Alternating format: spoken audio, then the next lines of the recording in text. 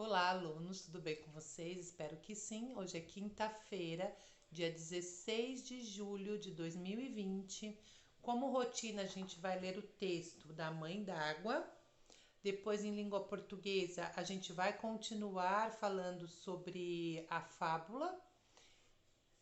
E em matemática, a gente vai falar da página 23, que é a construção de uma tabela.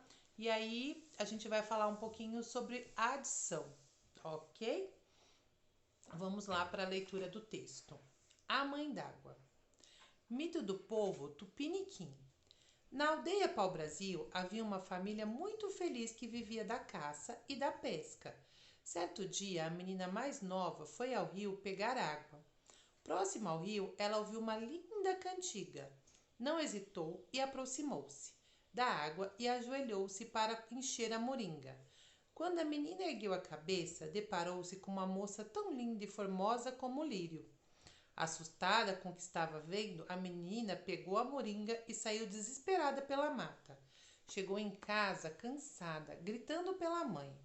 Mãe, lá no rio tem uma linda moça cantando. A mãe disse: Não é nada, minha filha, você está vendo coisa demais. A menina insistiu, mas a mãe nem deu assunto. No dia seguinte, a menina foi novamente ao rio. Chegando lá, abaixou-se e encheu a moringa de água.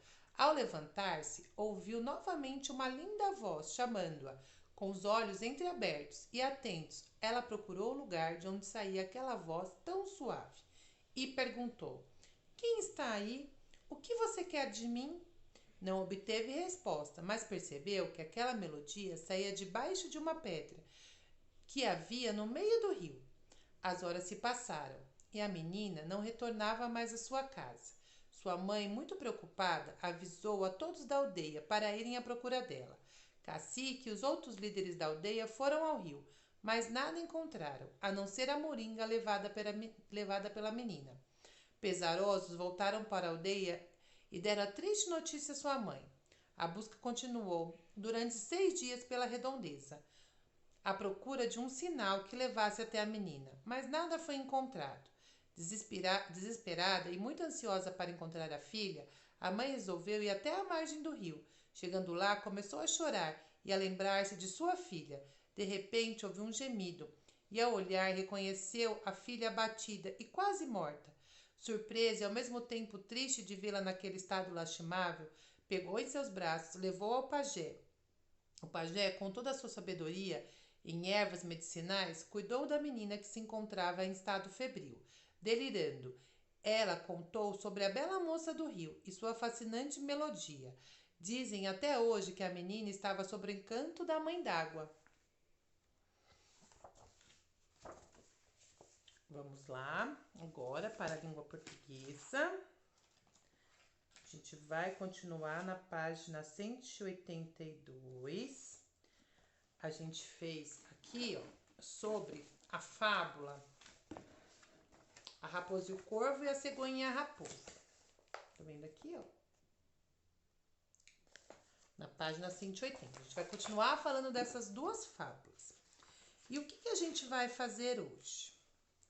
A gente vai fazer a comparação entre as fábulas A Cegonha e a Raposa e a Raposa e o Corvo. Então, a gente vai colocar aqui, ó, texto 1 e texto 2. Sempre uma diferença e uma semelhança. Então, aqui no texto 1, a gente vai colocar Então, a gente vai falar sobre as semelhanças e diferença. Por exemplo, os personagens da história são os mesmos personagens que tem nas duas histórias? As raposas são parecidas das duas histórias? Lembra que a gente já falou isso na atividade anterior? Só que a gente tem o corvo e a cegonha. A gente percebe que o corvo a moral já diz, ele é tolo, né? A cegonha já foi esperta, ela deu o troco na raposa. Então, é uma semelhança ou é uma diferença, né? O que é semelhante? A raposa é semelhante, os outros personagens são diferentes. É mais ou menos nessa linha que vocês têm que pensar para fazer essa atividade, ok? O que acontece na fábula? O que acontece em uma acontece na outra? Lembra que eu acabei de falar? Em uma tem um final para o personagem que não é raposa, e na outra tem um outro final para a raposa. Então, tem ali as suas diferenças, né? O que foi entendido na moral? A moral é igual, é diferente?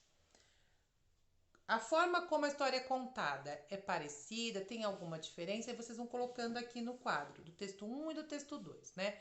Como que é um e como que é o outro, ok? Você concorda com a moral das duas fábulas? Então, a gente tem aqui como moral da primeira fábula, para o homem tolo, a fábula é oportuna. Por que a gente chama aqui o corvo de tolo? Porque ele acredita na raposa. Ele é tão orgulhoso que acaba acreditando na raposa e se dando mal. A cegonha, não. Ela, né, ela fica lá com fome, mas ela faz o quê? Ela faz a mesma coisa para a raposa entender essa moral aqui, ó. Nunca faça com os outros o que não gostas que façam contigo, ok? Então a gente tem aqui duas morais diferentes. E aí, você concorda com essas morais, né? Tá condizendo com a história da fábula? Coloque aqui no número 2 o seu relato. De língua portuguesa, só isso. De matemática, eu sempre penso que eu tenho que trocar o livro, é só mudar a página. De matemática, a gente vai fazer a sequência 4, atividade 4.1 da página 23. Você sabe responder quantas crianças estudam na sua escola? Nas turmas do 1º ao 5º ano? Obtenha esses dados e completem a tabela. Como a gente não está na escola, se a gente tivesse, a gente poderia fazer uma pesquisa. O que eu fiz? Eu fiz o quadro aqui. Eu vou deixar daqui a pouquinho, né, uma foto desse quadro. E aí vocês vão poder olhar e tá copiando no livro de vocês para vocês poderem resolver as coisas aqui embaixo, ok?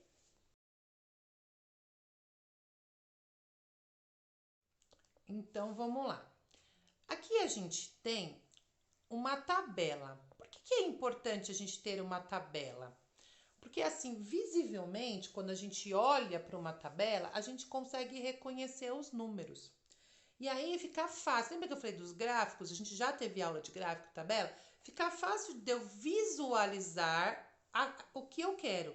Então, se eu quiser saber aqui, ó, por exemplo, aluno do 4º ano, eu vou lá e visualizo. A luz aqui tá péssima, a gente não tá conseguindo enxergar. Ah, melhorou. Então, aqui eu tenho o 1º ano, 44 alunos, 2º ano, 46, 3º ano, 43, 4º ano, 64 e o 5º ano, 55. Então, se eu perguntasse para vocês qual a série na escola que tem mais, qual o ano que tem mais alunos, vocês bateriam o olho e já olhariam aqui, ó, 4º ano que a gente tem 64 alunos. Então, eu sei que aqui eu tenho mais alunos. Se eu perguntar quem tem menos alunos, a gente sabe que é o 3º ano, tá? Eu tenho 43 alunos aqui. Gente, esses dados são uma estimativa que eu fui fazendo pelo número de séries, tá? Não sei se o número de alunos é exatamente esse, mas isso é o menos importante. A gente vai olhar a tabela, tá?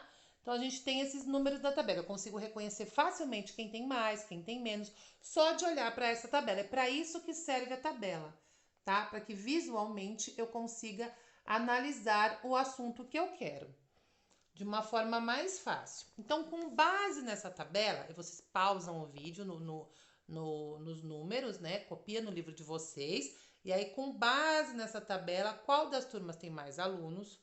Que operação você realizou para achar o total de alunos? Que vocês vão ter que somar aqui o total de alunos. Qual a diferença entre o número de alunos do 4º e do 5º anos? Do 5º ano, então, vocês vão olhar para o 4º e para o 5º e vou fazer um cálculo para saber qual a diferença de alunos entre um e o outro. Que operação você realizou para obter esse resultado? Então, na C, que operação que você usou? Operação é subtração, adição, multiplicação, divisão. Que operação você usou para saber a diferença de alunos entre o 4º e o 5º ano? Por hoje é só. Um bom resto de dia para vocês e até amanhã.